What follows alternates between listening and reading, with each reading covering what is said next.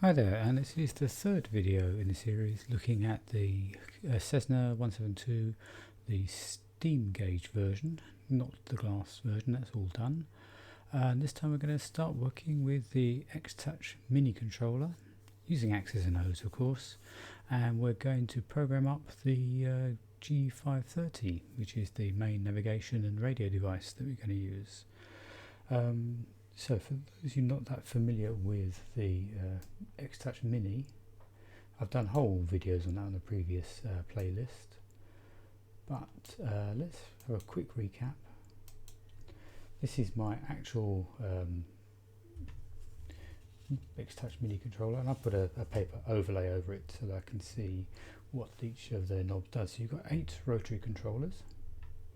In fact, effectively you've got 16 because there are 2 banks, and at the moment I'm in bank A, so I can program those with one function, and if I click on there I can program them with another function, give them something completely different to do. So effectively you've got 16 rotary controllers, and each of these also has a press switch, so I can click and press, so I've got switches there.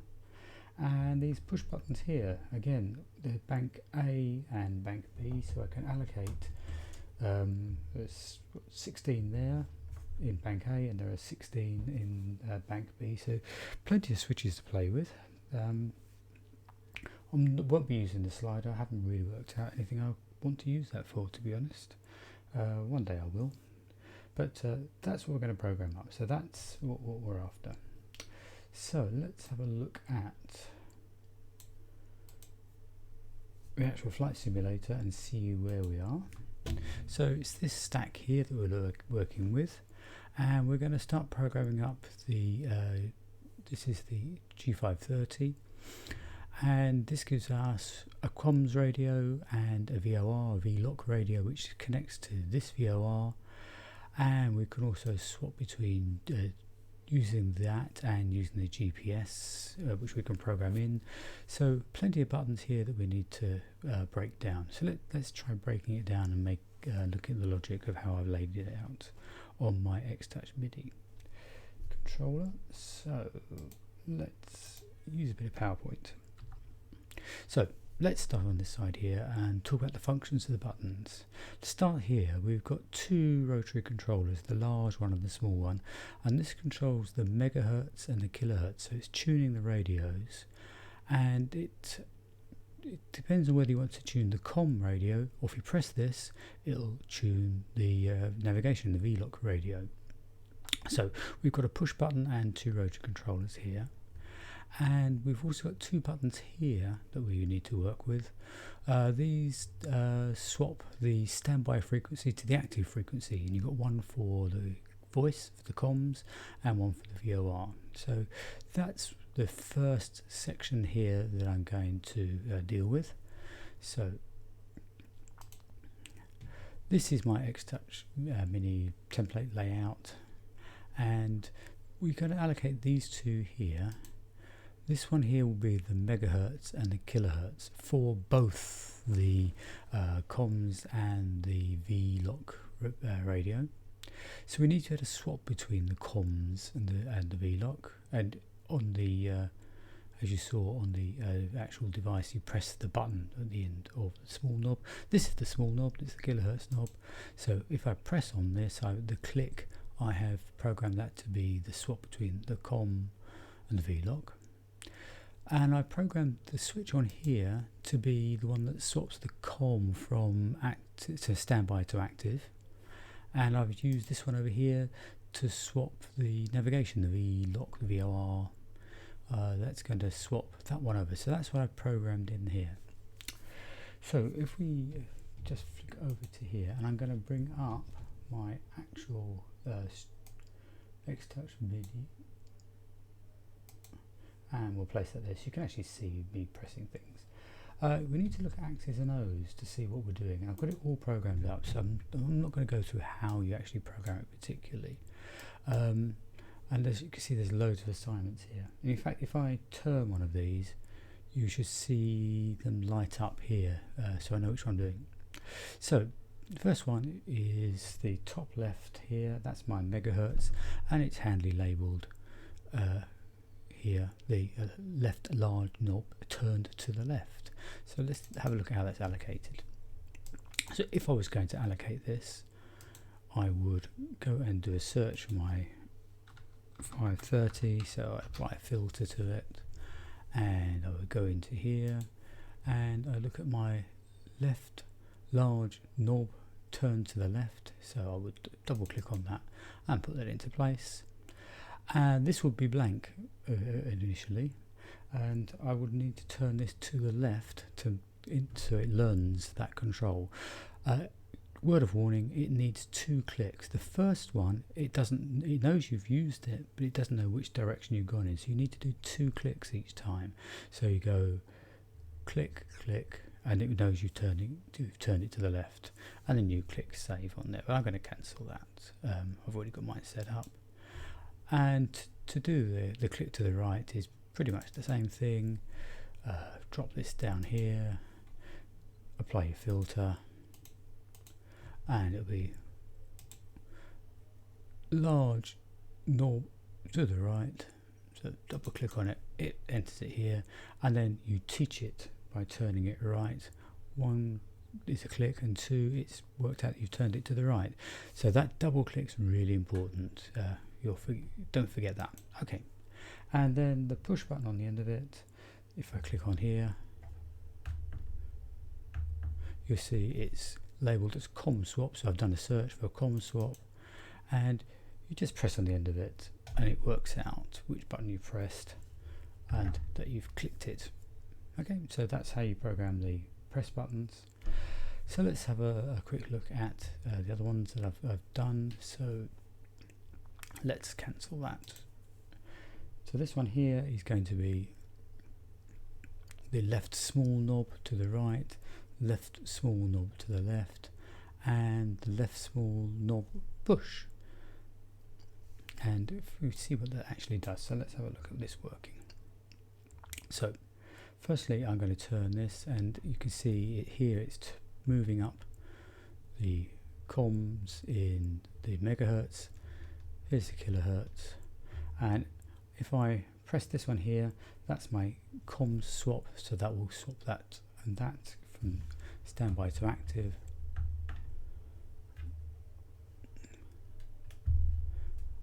Now,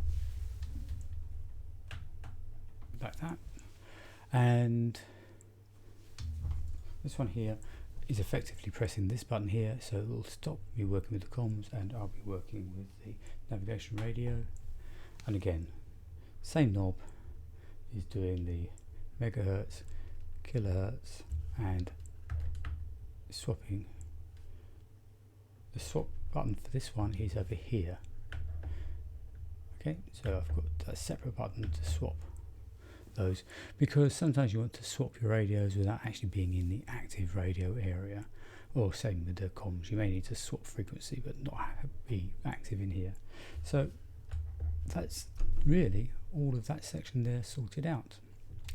So let's go back into PowerPoint. So they're all done. The next section, I want to deal with these buttons across the bottom here. So part of the flight planning and general use here. This so I've allocated those to these buttons here. Remember, it's all on layer A, so I put the labels above because it's above these buttons. So I've got the CDI, OBS, message, flight plan, VNAV, and procedures. I don't think OBS is actually actively simulated, and I certainly know that VNAV isn't, but procedures, flight plan, message doesn't do anything, but I've put it in there. CDI, that is useful, you'll see where that is. So there, that's what was programmed in. So let's go back and have a look here. So the CDI, pressing on the CDI button, swaps this between running with the GPS, following the GPS, or following your radio nav here if you want to do old school navigation, not following a GPS, actually locking into a VOR, and that also connects to this here, which I programmed in a previous video.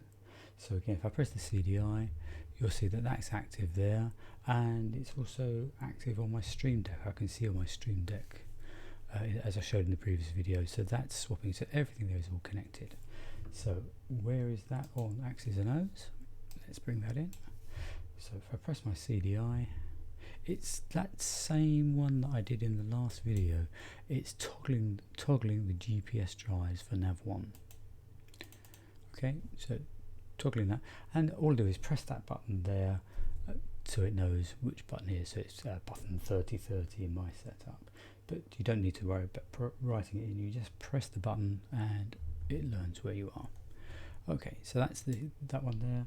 As I said, the next one along the OBS, I don't think actually does anything. If I press the OBS on here, I can't see anything happening actually live there, but it is programmed into X's and O's. So if I press the OBS on there, you'll see there's a button handily labelled OBS push. Doesn't do anything, but there you go. Okay, next one along is the message button. So if I press the message button, it brings up the message area, and there are never any messages as far as I can see, but in the real world I think it gives you messages like you're entering airspace, and warnings and things like that come up there. So there's the message area, and in X's and O's, let's bring that up, X's and O's, guess what, if I press message, it's one called message push, and it's a toggle button, so you just press it twice again and out you come. Next one across is of course the interesting one, the flight plan button. So let's press FPL, flight plan here, and it takes us into an area where we can add waypoints and do all the good stuff in flight plan. It's handily labelled FPL push, so dead easy. Off you go into your flight plan, back out again. Okay, VNav I said doesn't work. It's got a VNav push, but there's no simulation, no emulation on this one here. So there it is, it's programmable. Put it in, there may be future developments, who knows. And then procedures, of course, really useful for activating approaches and selecting approaches and arrivals and departures. So that's a really useful button to have. And guess what? It's labelled proc push. So it's really simple to program this up. So that's all done. What's next? Well, back to the good old PowerPoint. They're all done. So what's next to do? Well, it's this side here.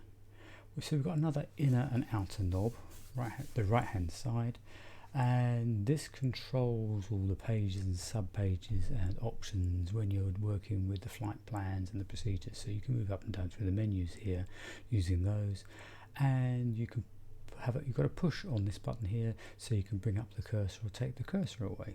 So I allocate those over here.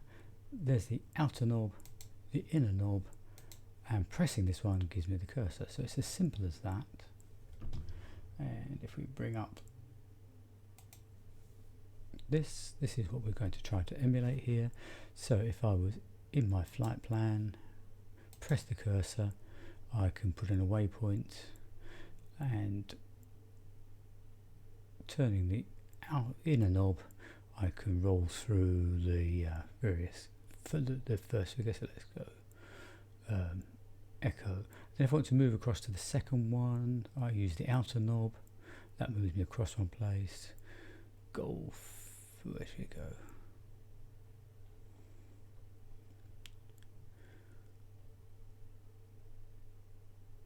Echo golf, move across one more.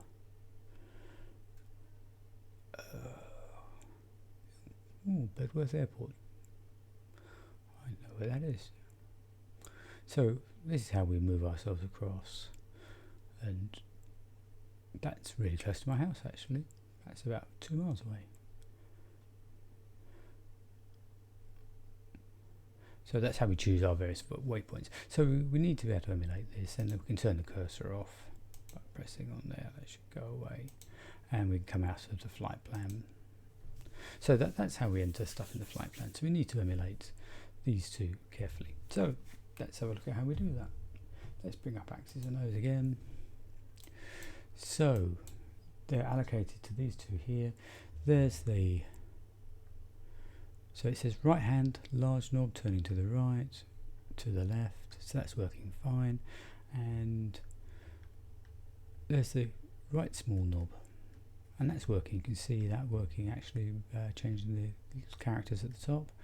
So I've got my right small knob, left and right, and again I can push on the end of that to turn the cursor on and off. Well, it's supposed to turn the cursor off, but it doesn't seem to. But that's here, that's working fine. Let's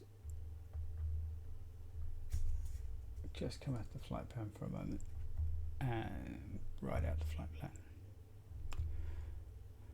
Okay, that's working.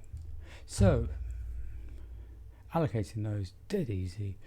Last entries to make are the range button, so we can change the range of the map, direct to the menu, clear, and enter. So having chosen a waypoint, we click on enter to put it in.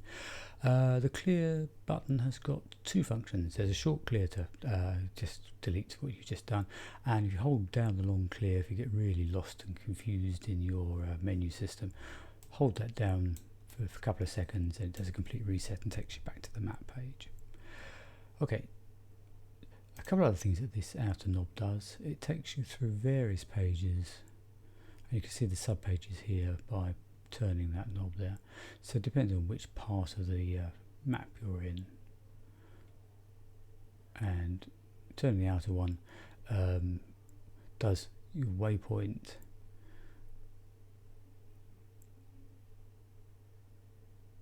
and gives you all the sub pages, like the nearest airports and things like that. So using these knobs here does lots of different functions, and they are all simulated. So again, if I turn the outer knob here, I can get to the various elements of it.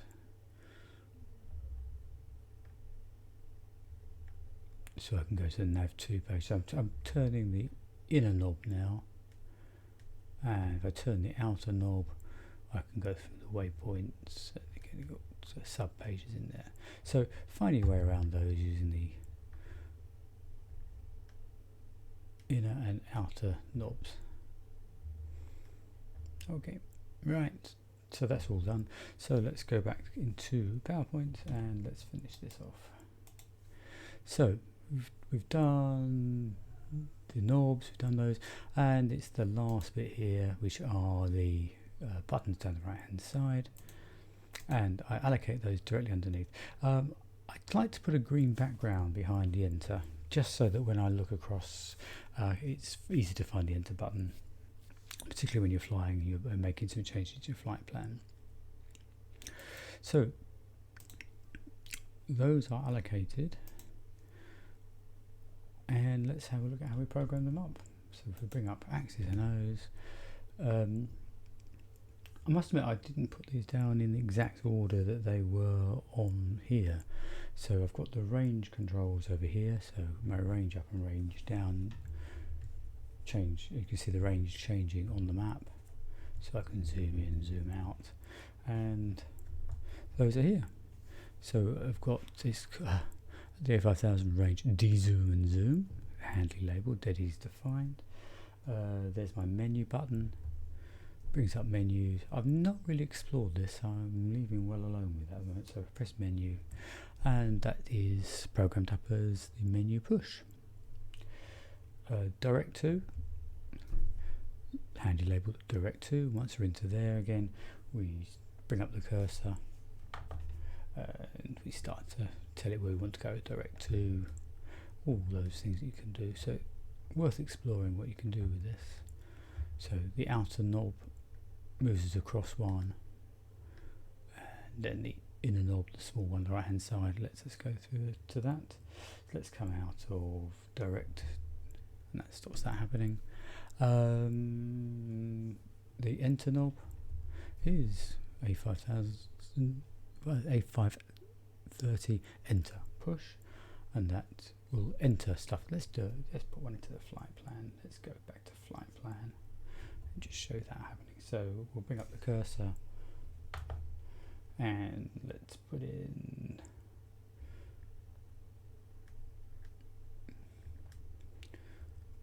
our first waypoint. So this will be where you're flying from. Can't actually where I'm parked at the moment, but I think it might be Southend Airport. Let's put it somewhere else.